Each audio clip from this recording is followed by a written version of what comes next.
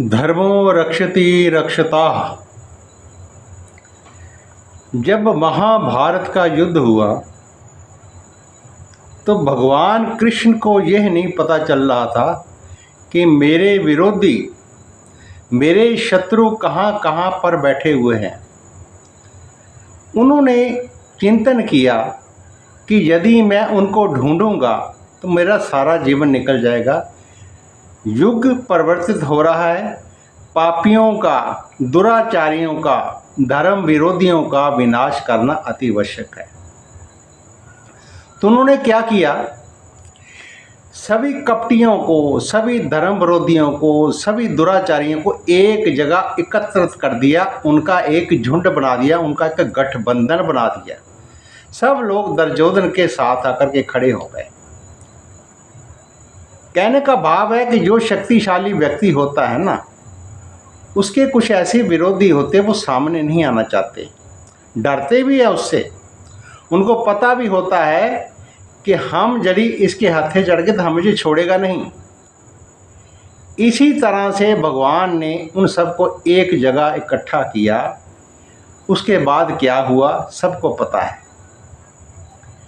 अब धर्म विरोधियों का जो गठबंधन बना है भारत में, अब ये बहुत बुरी तरह फंस गए हैं। ये नीतीश कुमार के बनाए हुए नागपाश में, चक्रव्यूह में बहुत बुरी तरह फंस गए हैं। एक पिक्चर आई थी ना, क्या नाम था उसका, नायक। उसमें संवाद था अनिल कपूर का और एक वो विलन था अमरीश पुरी।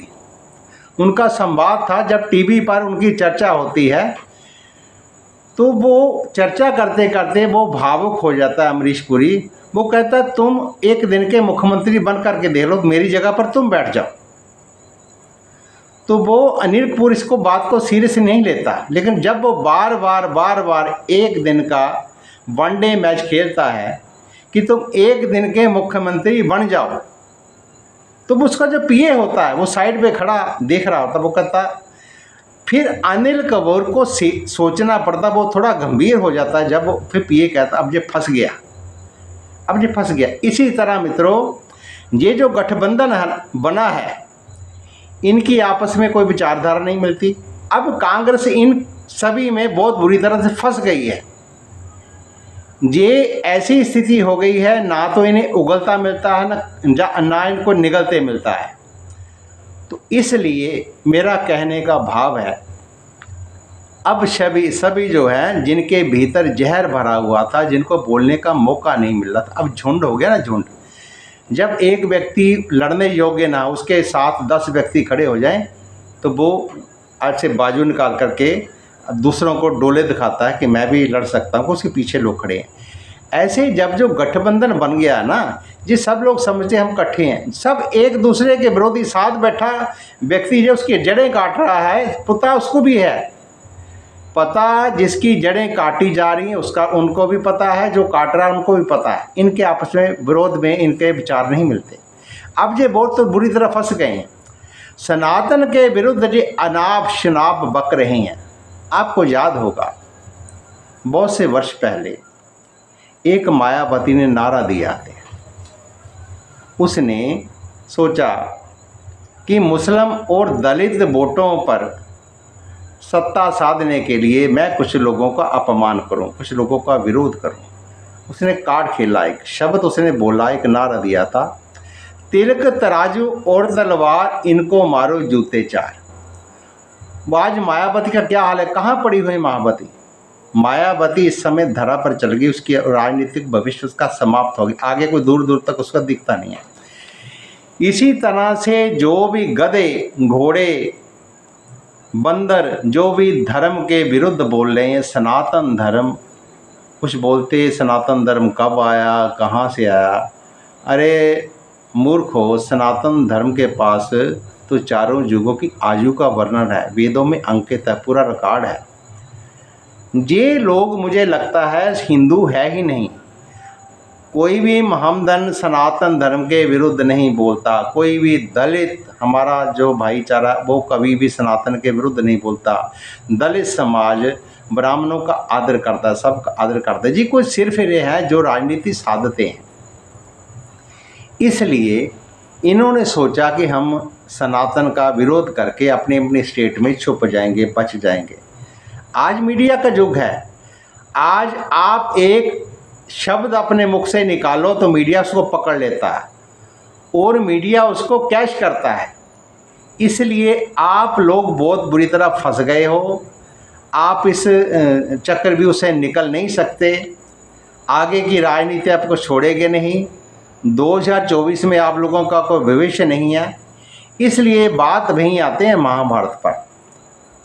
तो उस समय भगवान कृष्ण ने कहा धर्म विरोधियों का, दुराचारियों का क्या हाल किया, सब एक जगह इकट्ठे कर लिए। सब एक जगह इकट्ठे करके उस समय पता है कंस का क्या हुआ, शिशुपाल का क्या हुआ, जयद्रथ का क्या हुआ, अश्वत्थामा, शकुनी, जरासंध और दुर्योधन, इनका क्या हश्र हुआ आपको पता है। से ये सब भगवान कृष्ण के दुर्विरोधी थे और धर्म विरोधी थे, दुराचारी थे, कपटी थे। इनको धर्म से कोई लेना देना नहीं था। इनको अपने स्वार्थ से मतलब था, अपनी यशी से मतलब था। इसलिए जिन्होंने इतने वर्षों तक भारत पर राज्य किया, भारत की संस्कृति को तोड़ मरोड़ करके इन्होंने दलित और मुस्लिम कार्ड खेल करके लोगों को मूर्ख बनाया। अब मुस्लिमों को भी पता चल चुका है आपकी औकात, आपकी हैसियत, आपकी क्वालिटी, और दलित समाज को भी पूरी तरह से इस बात का पता चल रहा है। इनको भारत से कोई लेना देना नहीं, भारत की संस्कृति से कोई लेना नहीं, सनातन से कोई लेना देना नहीं। इनको ना तो मुस्लिम से कोई लेना देना, ना इनको दलितों से कोई लेना देना। इन्होंने अपनी राजनीति साधनी है। केवल इन्होंने राजनीति ऐसे साधनी है कि लोगों के एक दूसरे से लड़ा करके। आज लोग समझ चुके हैं। लोग आपके अड़के में नहीं आने वाले, आपके जाल में नहीं फंसने वाले। 2024 का चुनाव आने दो, आपको लोग भिगो भिगो करके जूते मारेंगे। जहाँ तो आप में इतनी ज़रूरत है कि आप गठबंधन का एक नेता, प्राइम मिनिस्टर चेहरा आप उसको रिलीज करो, चेहरा सामने लेकर आ गए। केजरीवाल अच्छा नेता है, साफ सुथरा आदमी, उसको ले आओ, उसको डिक्लेयर करो, नीतीश कुमार को डिक्लेयर कर दो। अब में ज़रूरत नहीं है। कांग्रेस जो नाटक खेल रही ना, अब उसका नाटक नहीं चलने वाला।